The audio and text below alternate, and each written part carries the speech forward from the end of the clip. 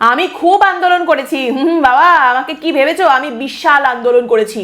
এই যে আমাদের রাজ্যের সমস্ত শ্রমজীবী মানুষেরা রয়েছেন, তাদের বকেয়া টাকা আনার জন্য আমি ভয়ঙ্কর আন্দোলন করেছি।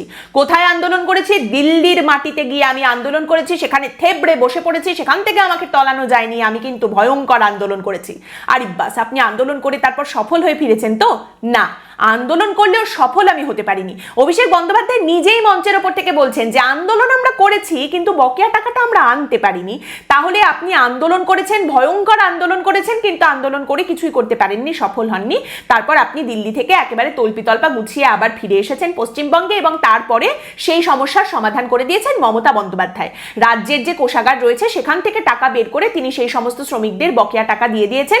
আন্দোলনটা যে কারণে করেছিলেন সেটা আপনি সফল করতে পারেননি। তারপর অভিষেক বন্দ্যোপাধ্যায় বলছেন আমি আবার আন্দোলন করব, আমি আবার দিল্লিতে যাব।